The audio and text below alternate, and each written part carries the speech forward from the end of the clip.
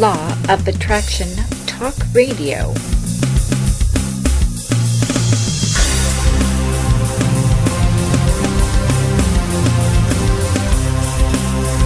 Get ready to be the best you can be. Stay tuned for the Law of Attraction Talk Radio with Jules.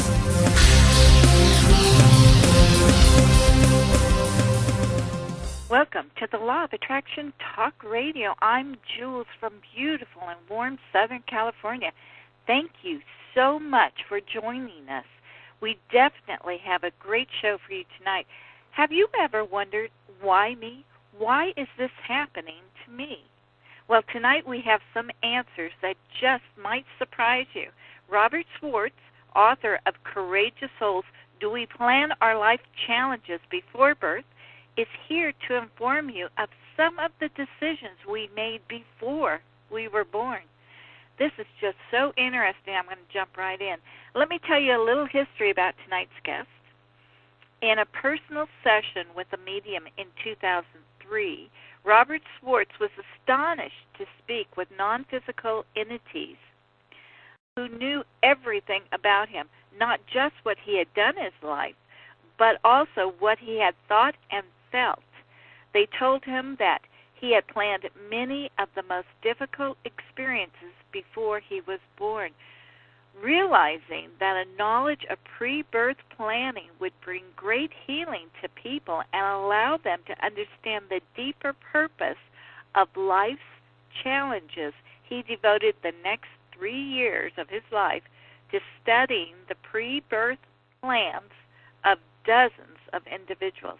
Prior to spiritual awakening, Mr. Schwartz was a freelance journalist for publications such as Life Magazine and U.S. News and World Report. Hi, Robert. Welcome to Law of Attraction Talk Radio. I'm so glad you could be with us tonight. Thank you, Julie. It's a pleasure to be here. Let's start off, because this is just such a really, really interesting book. What, in your opinion, makes Courageous Souls so unique? Well, Julie, first, the premise is unique, and that is that we plan our greatest challenges before we're born. Now, the idea of pre-birth planning itself is an old one. It's found in the Kabbalah and a lot of the ancient religious traditions. But in Courageous Souls, I talk specifically about how we plan our greatest challenges prior to birth for purposes of spiritual growth. And we actually go into people's pre-birth planning sessions, and we listen in through the talents of some very gifted mediums and channels.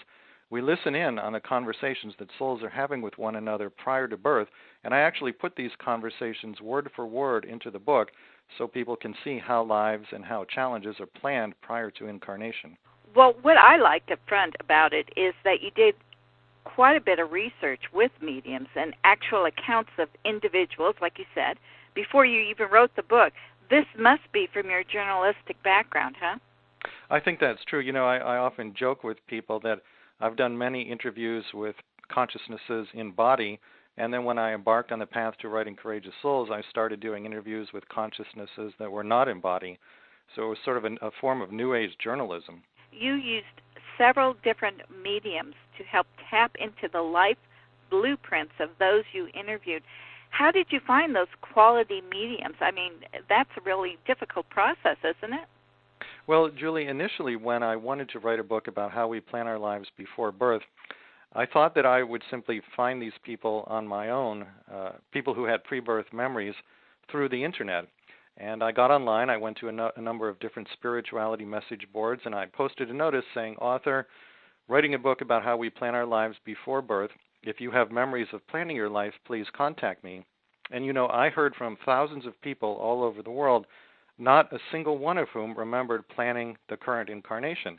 They remembered planning past lives. They remembered planning lives on other planets.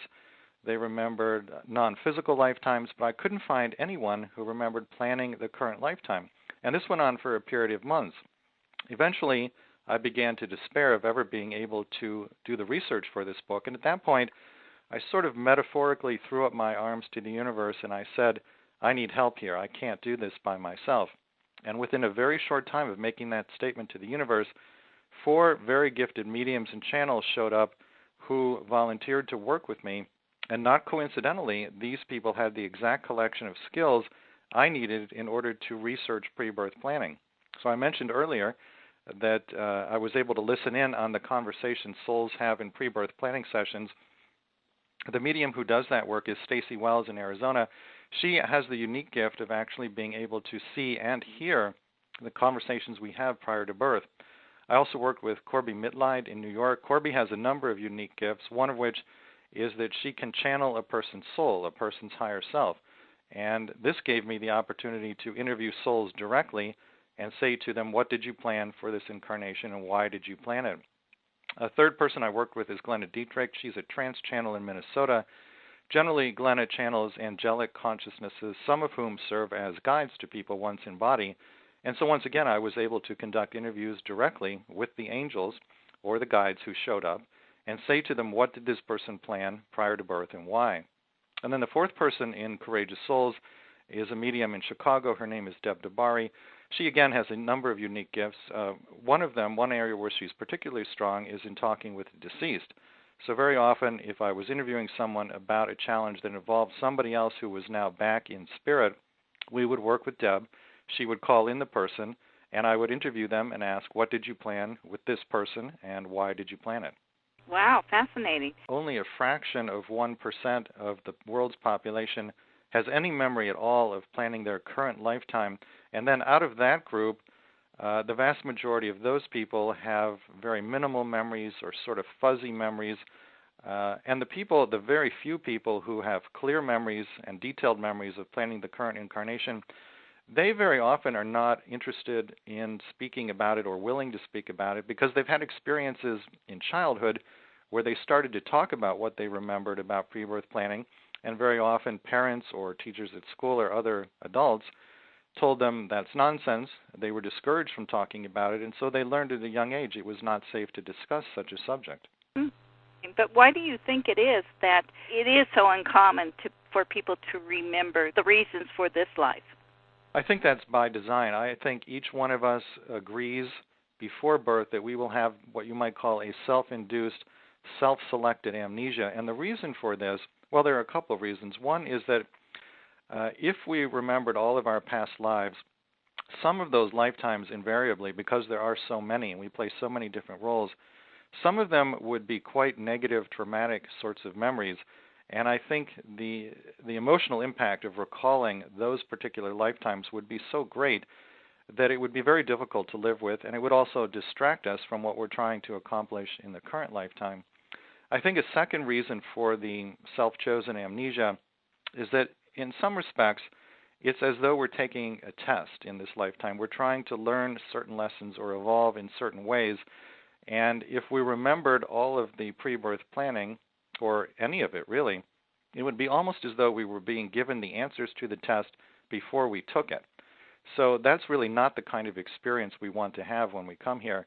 You know, what I write in Courageous Souls is that ultimately, bottom line, the purpose for any particular type of life challenge is to call us into recollection, into remembrance of who we really are, which is a loving soul. What I found in my research is that on the soul plane, we are literally love. But we forget that when we come here, and then challenges serve the function of helping us to awaken, remember who we really are, and then express that love, that unconditional love, in body on the physical plane. Well, why do we plan life challenges then? I mean, why can't we just plan to have a great life without, I know that we need to learn, but can't we learn by joy and happiness? We can learn by joy and happiness. That sort of learning, it takes place more commonly on what you might call the quote-unquote higher dimensions. What we are generally doing here in body on the physical plane is learning in a more challenging way. And my research shows to me that this sort of challenging form of learning is, in many respects, an accelerated form of learning. You know, the analogy I like to use is that it's like you're taking a class when you're back in spirit, and then by coming to Earth, you're going out into the field to do the field study. Presumably, the reason for leaving the classroom and going out into the field is that it accelerates your evolution and offers experiences that you can't have in the classroom. And I think that that's very much the case and the motivation for a soul to come to the physical plane. But beyond that general framework, I found 4 reasons in my research for courageous souls as to why souls seek challenges on the physical plane. And basically, those are to balance karma, to heal unresolved energies carried over from past lifetimes, to be of service to others, and I think the big reason of the 4 is to experience contrast. To hear the full version of this terrific interview, go to lawofattractiontools.com or courageoussouls.com.